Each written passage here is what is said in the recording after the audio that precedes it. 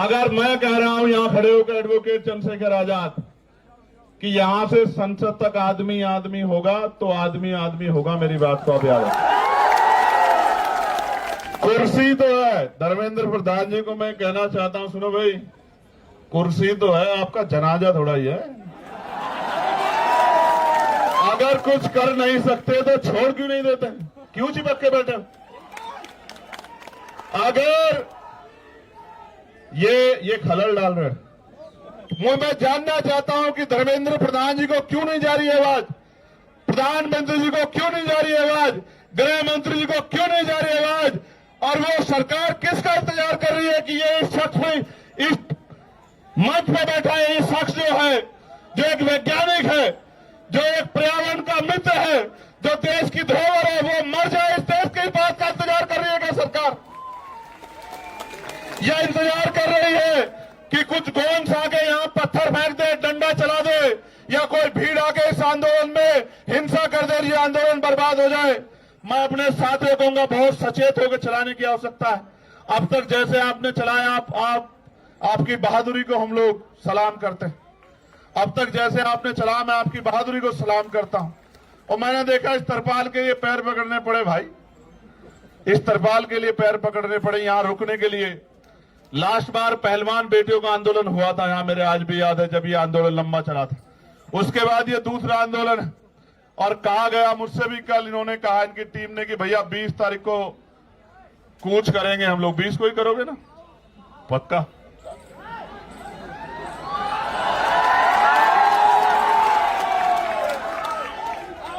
तो लिखो, नोट करो कि 20 तारीख को कूच करेंगे, मेरी बात को आप याद रखो।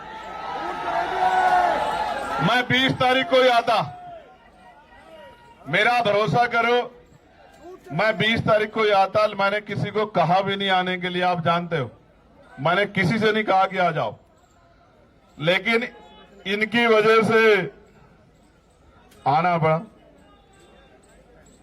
इनकी वजह से आना पड़ा। मैंने इनसे कहा कि जाओ, उनसे कहो कि वो अनशन त्याग दे, देश को उनकी जरूरत है, युवाओं को उनकी जरूरत है। और इन्होंने कहा कि वो तो नहीं मान रहे। मैंने इनसे कहा मेरा संदेश देना कि उनका भाई इनसे कह रहा है कि त्याग दो, तो संदेश ये आया कि नहीं, वो नहीं छोड़ रहे अनशन। तो मैं आज इनसे नहीं कहूंगा अनशन छोड़ो, मैं बिल्कुल नहीं कहूंगा। मेरे आज भी याद है जब शहीद आजम सरदार भगत सिंह जेल में थे, उनके पिताजी चले गए एप्लीकेशन लेके अंग्रेजों के पास कि इनकी सजा माफ कर दी जाए। तो मुझे याद है शहीद आजम सरदार भगत सिंह जी के वो शब्द अपने पिता से, जब उन्होंने कहा कि आज आपने मेरी पीठ में छुरा घोंपा है, जिनके खिलाफ मैं लड़ रहा हूं, आपने उनके आगे कमजोर पड़ने का काम किया। आज आपने मेरे आंदोलन को कमजोर किया है, मेरे संघर्ष को कमजोर किया है। तो मैं लड़ने वाला व्यक्ति हूं, मैं इनका संघर्ष कमजोर नहीं करूंगा। अगर इनको कुछ होगा तो इसका खामियाजा इस सरकार को भुगतना पड़ेगा, मेरी बात को आप याद रखना।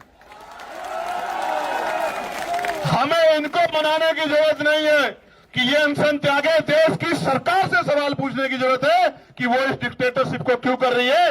जो शिक्षा मंत्री पेपर नहीं बचा सकता है, वो युवाओं का भविष्य कैसे बचाएगा, इस बात का जवाब शिक्षा मंत्री जी को देना पड़े।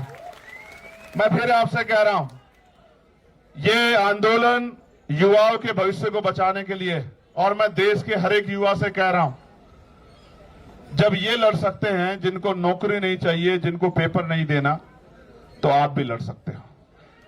इसे इतना बड़ा करो आंदोलन को, क्योंकि ये लोकतांत्रिक व्यवस्था है, ये संवैधानिक देश है। जब आंदोलन बड़ा होगा, मैं गारंटी से कहता हूं कि सरकार झुक जाएगी। हमने पहले भी सरकार को झुकते हुए देखा। किसानों की शहादतें याद करते हुए मैं कहना चाहता हूं, उन किसानों को नमन करते हुए हमने सरकार को झुकते हुए देखा है। ये तो एक केंद्रीय मंत्री के पद से इस्तीफे की बात, ऐसे कितने ही मंत्रियों को लगातार इस्तीफे देने पड़ेंगे जब जनता खिलाफ हो जाएगी, मेरी बात को आप याद रखें। कुर्सी तो है, धर्मेंद्र प्रधान जी को मैं कहना चाहता हूं, सुनो भाई, कुर्सी तो है, आपका जनाजा थोड़ा ही है। अगर कुछ कर नहीं सकते तो छोड़ क्यों नहीं देते, क्यों चिपक के बैठे? अगर ये खलल डाल रहे हैं, एक बार जो कह दिया जाए वो माना जाए, उसके बाद दोबारा कहना पड़े तो ये अनुशासन के बाहर। अगर आप कुर्सी पे बैठ के कुछ कर नहीं सकते, देश के युवाओं का भविष्य नहीं बना सकते, तो आप कुर्सी छोड़ क्यों नहीं देते सर? क्यों चिपट के बैठे हो? जब देश के युवाओं को आप जैसा शिक्षा मंत्री चाहिए ही नहीं है तो काहे को चिपक के बैठे हो? सवाल ये है, सरकार अगर 3 किलोमीटर की बात नहीं सुन रही है तो क्या 300 किलोमीटर की बात सुन सकती है? सारे कैमरे बर्बाद कर दिए यार। सरकार सुनना नहीं चाहती या सरकार सुन के इग्नोर कर रही है? जवाब दो। उनको लगता यह है कि ऐसी अफीम चाट रखी है लोगों ने, कितने दिन याद करेंगे? और ये सच भी है, ये सच भी है। मैं बहुत कड़वी बात कह रहा हूं, जिनके बच्चों के लिए यहां लड़ा जा रहा है वो माँ बाप घर में इसलिए बैठे हैं कि उनके बच्चों से कोई सवाल उनके बच्चों के फ्यूचर पे ना आ जाए। आपके बच्चों का फ्यूचर है ही कहां भाई? पैसे वाले लोग पेपर लीक करा लेंगे, जिनके जो पावर स्ट्रक्चर से जुड़े हुए लोग हैं उनको पेपर पहुंच जाएगा, तो किसको नुकसान होगा? उसी को ना जो मेहनत कर रहा है, वो किसी भी जाति का हो, किसी भी धर्म का हो। तो ये फिर न्याय, फिर ये अवसर की समता, निष्पक्षता कहां बची? मैं तो उन बहादुर बहनों का भी धन्यवाद करता हूं, उनके हौसले का भी धन्यवाद करता हूं जो डटी हुई। जहां नौजवान घर में बैठ के रील देख रहा है, वहां मेरी बहादुर बहनें आंदोलन कर रही है। मैं दिल से धन्यवाद करता हूं। 20 तारीख को आओगे नहीं आओगे बताओ?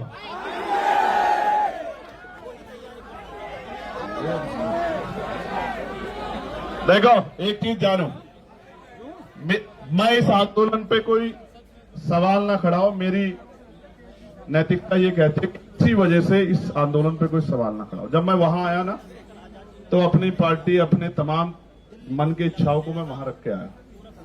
किसी भी पवित्र आंदोलन पे सवाल किसी की वजह से नहीं खड़े होने चाहिए। हर व्यक्ति की जिम्मेदारी बैठती है, वो किसी भी पार्टी का हो। वो जब यहां आ जाए इस आंदोलन में तो वो छोड़ आए उसको। वो इसलिए आए क्योंकि उनसे पहले लोग लड़ रहे, जो काम हमें करना चाहिए था वो काम ये टीम कर रही। ये हमारी जिम्मेदारी थी। हम सपने दिखा रहे हैं, हमें लोग वोट कर रहे हैं, हम लोगों के बीच जा रहे हैं, ये हमारी जिम्मेदारी।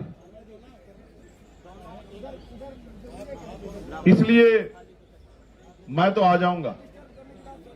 और मैं तो फिर कह रहा हूं, मैंने उस दिन भी कहा मेरठ में जब मैंने उनकी हालत देखी कि मैं तो बैठ जाऊंगा। मैं बैठ गया तो फिर ये सरकार को भारी हो जाएगा, क्योंकि अगर मैं बैठूंगा तो जितना यहां ये इसका पूरा क्षेत्रफल है, इतने लोग तो रात तक आ जाएंगे। और एक जिले के नहीं आएंगे, एक प्रदेश के नहीं आएंगे। जिसको खबर रहेगी कि भैया वहां हैं वो आ जाएंगे सब लोग। आप समझ रहे हो? लेकिन ये आंदोलन पीसफुली चलता रहे। मैं इस आंदोलन पे कोई उंगली ना उठे इसलिए मैं चाहता हूं। ये तो वैसे भी फंडेड लोग हैं। कहां से फंड आया आपको?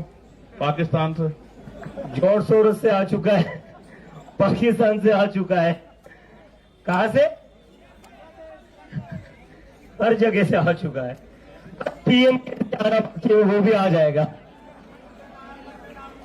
देखो सुनो, ये पाकिस्तान लवर है पहला, फिर ये जॉर्ज सोरोस से इनको फंड्स आ रहे हैं, फिर ये CIA के एजेंट से इनको बात वहां से वो चल रहा है।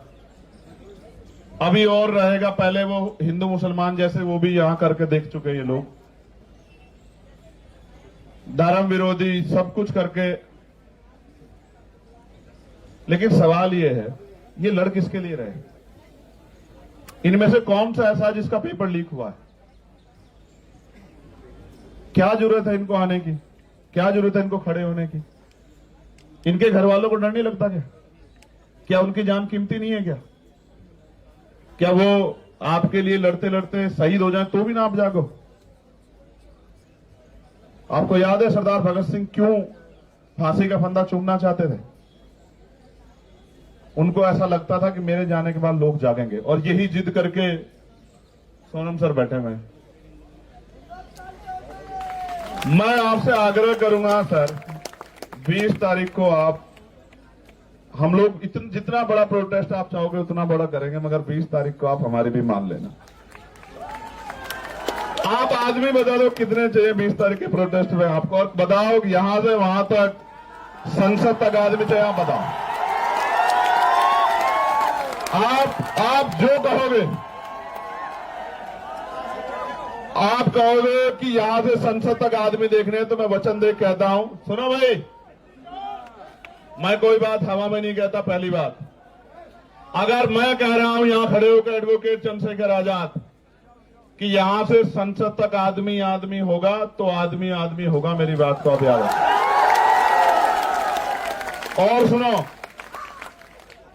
महापुरुषों की तस्वीरों के अलावा झंडा भी कोई नहीं होगा, क्योंकि इस आंदोलन के साथ खड़े हैं।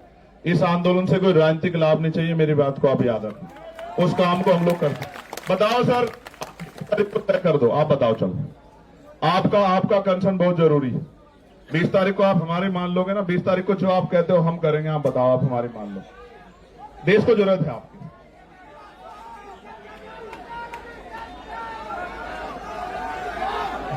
आप 20 तारीख को हम कर रहे, आप चाहते हो 20 तारीख को हम लोग जीत जाएं? आप बताओ पहले, मैं क्या चाहता हूं? मैं चाहता हूं ना, हमें हमारा जो है मजबूत पिलर भी हमारे साथ रहे, खड़े रहे, डटे रहे।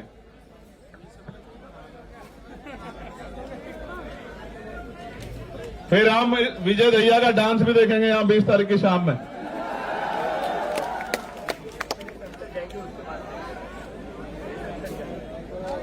अगर हमारा प्रोटेस्ट सफल हो गया तो फिर आप शाम में हमारी बात मान लोगे? पक्का? ये डांस दिखाएगा शाम में, विजय डांस करके दिखाएगा शाम में। विजय आपका नाम?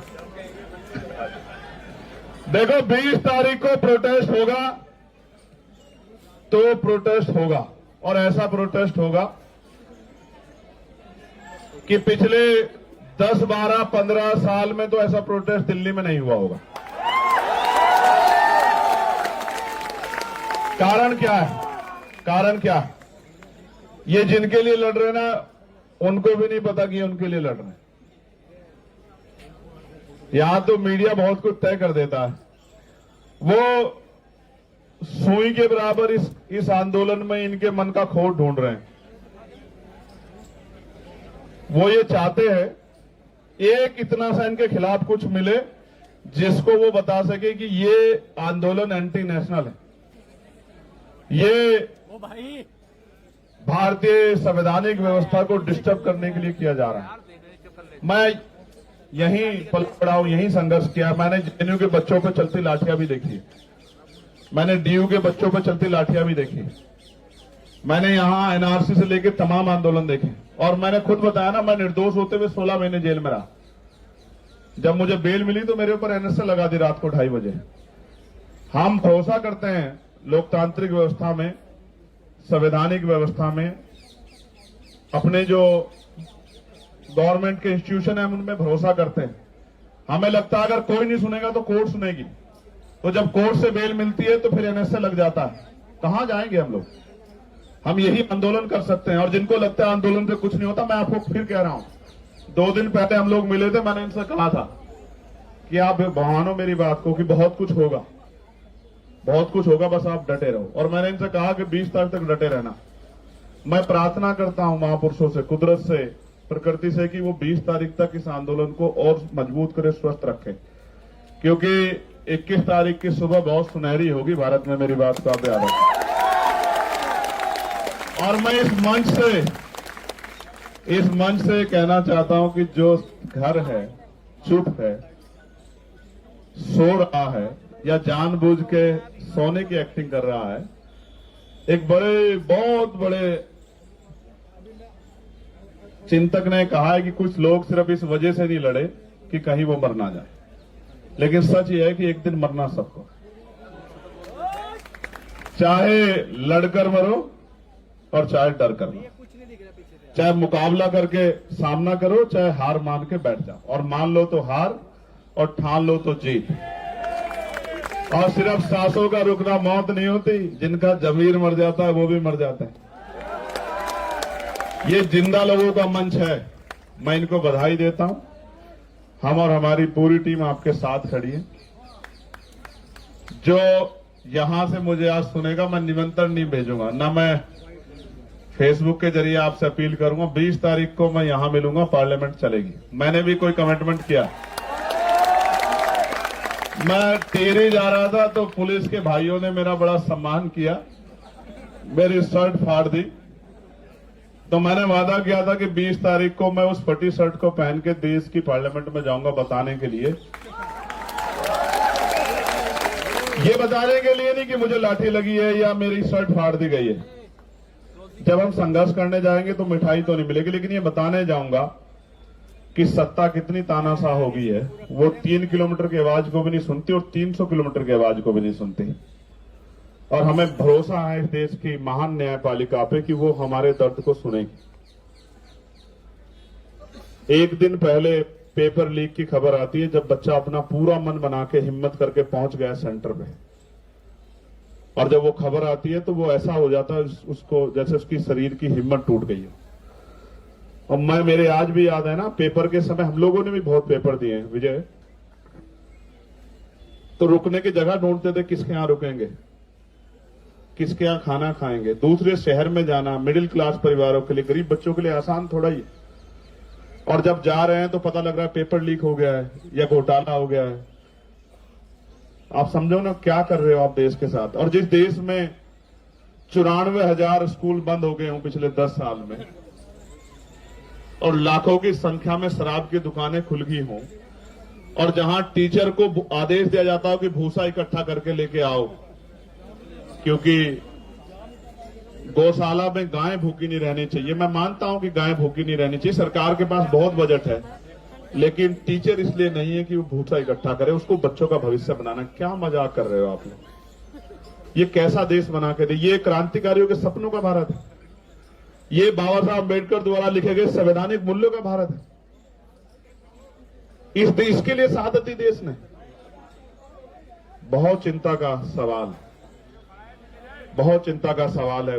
मैं बड़ी पीड़ा के साथ कहना चाहता हूं, 20 तारीख का आंदोलन हम लोग खुशी से नहीं, नौजवानों के भविष्य को बचाने के लिए करेंगे। और मैं ये भी आपसे वादा करता हूं, मैं कोशिश करूंगा, 24-25 में मेरे कार्यक्रम लगे हैं मुझे अपने आंदोलन को भी आगे बढ़ाने के, लेकिन 20 तारीख के बाद हर रात मेरी यहीं कटेगी। मैं आपको इस बात का विश्वास है।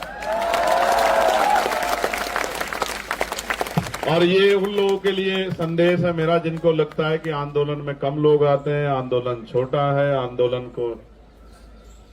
आंदोलन तो बस सिर्फ नाम का हो रहा है। तो 20 तारीख के बाद, 20 तारीख तो आपकी, 21 तारीख हमारी। ये आंदोलन सबका है, बस इनको बधाई जिन्होंने शुरू किया है, क्योंकि यहां आके 5 बजे तो बहुत सारे लोग जाते हैं, लेकिन आपने एक लाइन और खींची है और मेरी ये बात को बहुत लोग याद रखेंगे।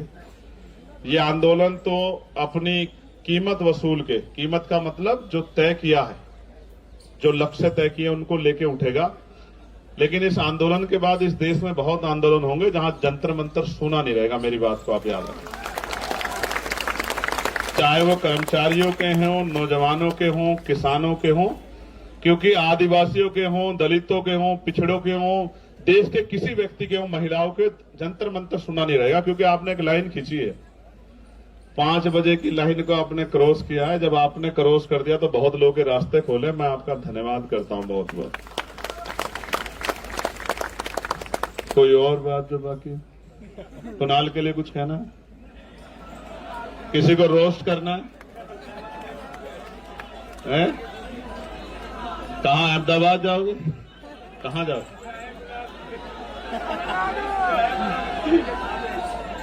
नहीं, देखो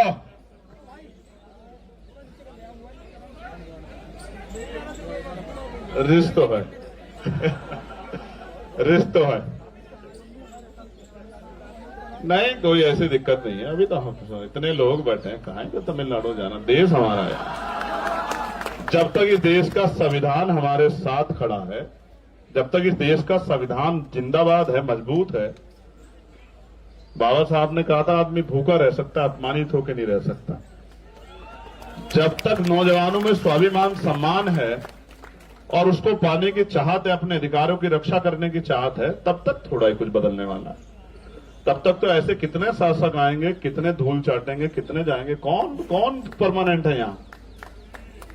कौन परमानेंट है? ये तो आती जाती रहती है। जिसके घमंड में हो आप, जिसके घमंड में कुचल रहे हो, क्यों नहीं सुनाई दे रहा आपको? 17 दिन में नहीं सुनाई दिया। मुझे तो ऐसा लगता है हुकूमत इंतजार कर रही है कि इनको कुछ हो जाए, क्योंकि देश के लोग 2-3 दिन जागेंगे, उसके बाद फिर सो जाएंगे और बाकी काम जो है हमारा महान मीडिया कर देगा। मैं तो समझता हूं सरकार के आधार पे, क्योंकि मैंने तो अपनी आंखों से देखा किसानों के आंदोलन को, 13 महीने सड़कों पे, उन पर चलती हुई लाठियां, उनका बहता हुआ खून की शहादतें मैंने अपनी आंखों से देखी और एक शब्द नहीं कह पाए देश के प्रधानमंत्री उनके लिए। बस आरोप तो लगाते थे कि ये खालिस्तानी है, इन पे फंड आ रहा है, अमेरिका से आ रहा है। ये आरोपों के बाद कोई सच्चाई भी होती है क्या आपके पास? कि हमने ये जांच की, मैं हाथरस गया था, 100 करोड़ की फंडिंग की चंद्रशेखर आजाद को इस आंदोलन करने के लिए। मैंने कहा 1 रुपए की साबित कर दो, जीवन में कभी सड़क पे नहीं दिखाई दूंगा। और नहीं साबित कर पाओ तो माफी मांगना मुख्यमंत्री जी। कुछ भी नहीं, इतने निष्ठुर लोग हैं, आरोप लगाया उसके बाद कुछ भी नहीं, फिर सुबह शाम वही। इसलिए आपसे कह रहा हूं, इस आंदोलन पे भरोसा करो, इस आंदोलन को ताकत दो, आके जुटो, काम से आओ फिर आओ, लेकिन इस आंदोलन में हिम्मत दो कि जो लोग लड़ रहे हैं उनकी हिम्मत कम ना हो। मैं आप सबका बहुत बहुत धन्यवाद करता हूं। मेरी बहुत सारी मंगल कामना, ये आंदोलन कामयाब हो। जय भीम, जय भारत, जय संविधान। आप सबके लिए बहुत बहुत मंगल कामना और प्रार्थनाएं भी कि इसकी अपेक्षा आंदोलन